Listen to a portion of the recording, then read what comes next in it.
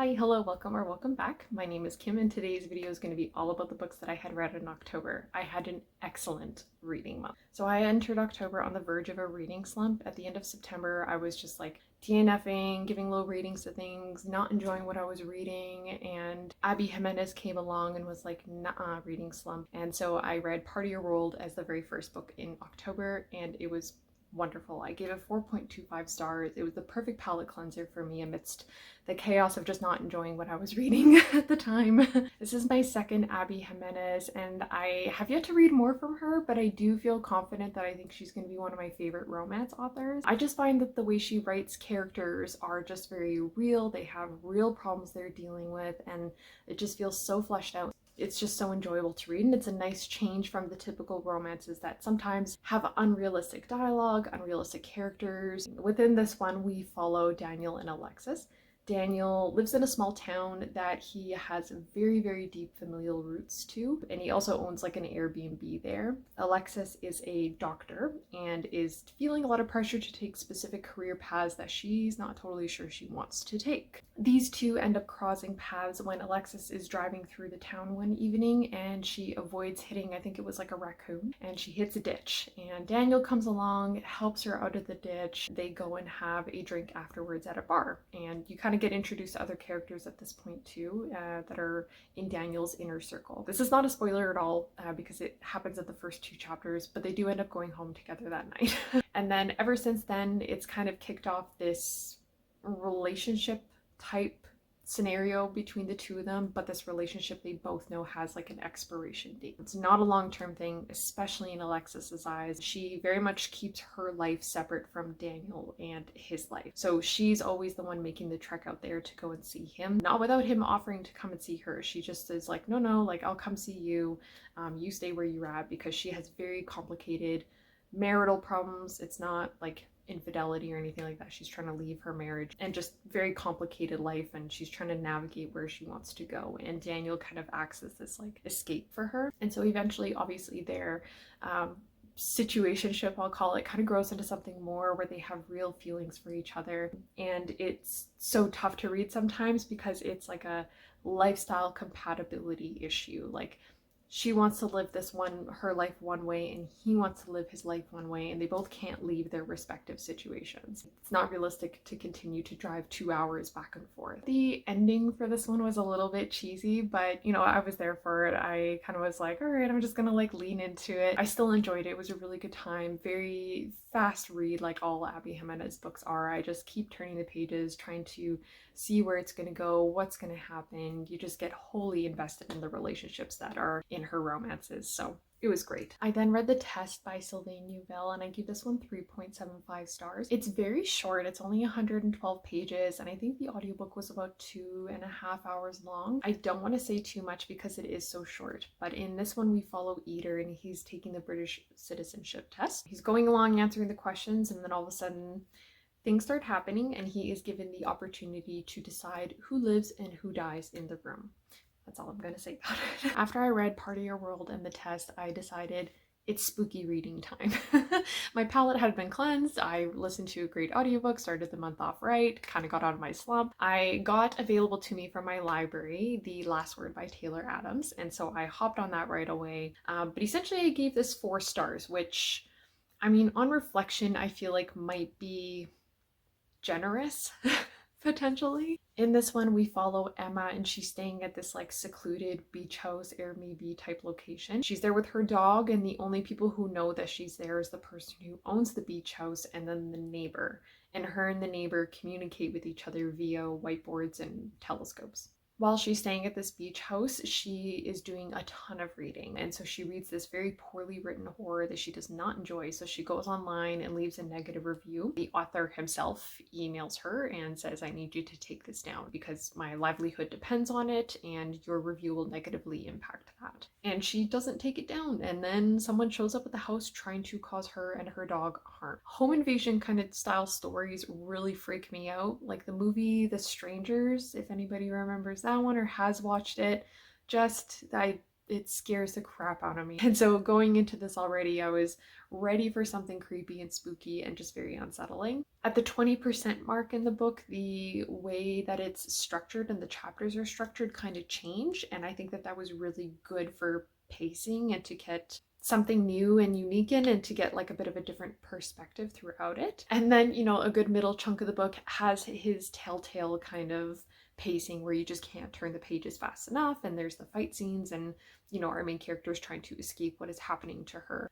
And then at the 70% mark, all the kind of action and fast-pacedness just plummets. It dies, like it ends. When I was reading it on my e-reader, I was like, oh, okay, I must have like 15% left in the book. I'm assuming we're going to tie certain things up. No, I had 30% left in the book still, and I was like, Mr. Adams, what are you what is this? Like literally, like the pacing was just like and then it just dies right off, and I'm like, okay. And the last 30% just like drag. I felt very meh about the ending. I just wasn't totally invested in some of the side plots that were going on, and so to dedicate an entire 30% to wrapping up with those loose ends after such fast-paced, like intense writing, it just, I don't know, it just fell flat for me. I didn't really like it. But I mean, the action scenes and then, you know, the plot itself and the story was really interesting. It had my attention. It was just, I wish that he wrapped it up a little bit faster. That's my only thing. So the next few books that I had read were for the Thrills and Chills Book Club Stay Spooky-a-thon, which was a readathon for the entire month of October. So first I read We Spread by Iain and Reid, and I gave this one 4.25. In this one, we follow Penny, and she moves into a home after an accident happens.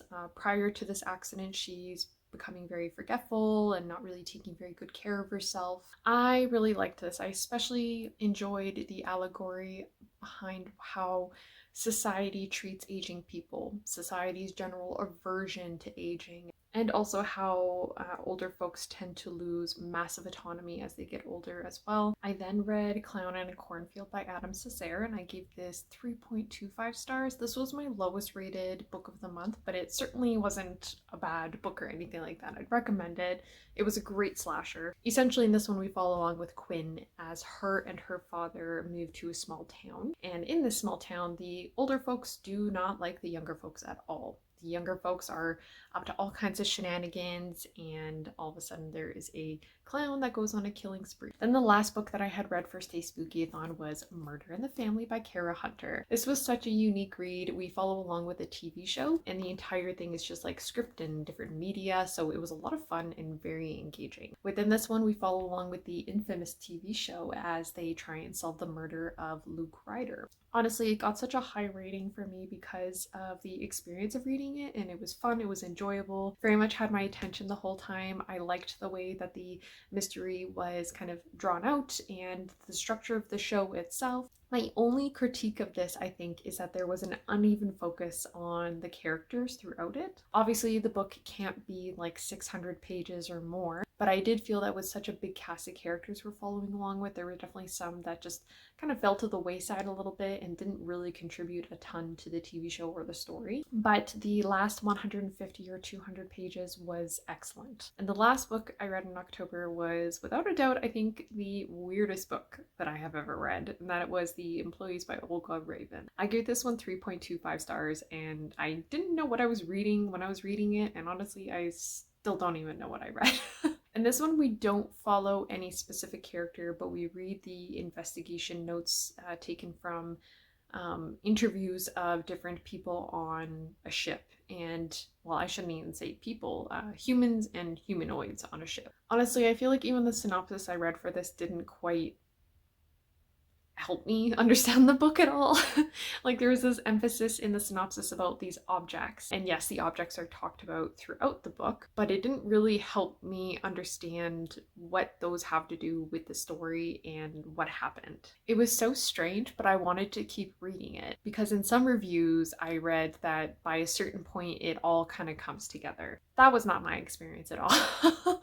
I finished this book being like, I'm still really confused as to what happened and what this was all saying. I will say that for some of the statements, I think at some point in the book I was able to pinpoint which ones were human, which ones were humanoid. The human ones definitely had more emotion and this increased uneasiness with it because they slowly start to understand what's going to be happening. The humanoids were a little bit more black and white, kind of very cold, and had an increase in like rebellious tone. I feel like this is so hard to recommend because it's such an odd little thing. Like, I don't even feel confident being like, oh, check this out if you like this. I mean, if you like weird, kind of ambiguous books, maybe read this one. Maybe maybe it'll make so much more sense to you. I like, it might just be too over my head for me, potentially. I do think I will maybe get a better grasp on it if I reread it. It might be one of those kind of books where first time you read it, it just goes over your head. You don't quite know what's going on because you're just trying to get your footing into everything. And then upon second read, you're like, ah, okay, I get it. But I also don't know when I'm going to plan on rereading it. As far as like expectations maybe going into this, I would say it's very literary, I think, like very, very literary. Don't go in expecting strong character development or just characters or plot. It's just definitely the weirdness and the oddness that kind of keeps you reading throughout. If you like strange books, and this is short too, I think it was like under 300 pages, then definitely check this one out. But that is all the books that I had read in October. It was a very good reading month. Overall, I liked everything, and I'd recommend all the books that I had read. But thank you so much for hanging out for a little bit and listening to me chat about this. Please let me know what your favorite book was that you read in October, and I hope you all have a very good afternoon. Okay.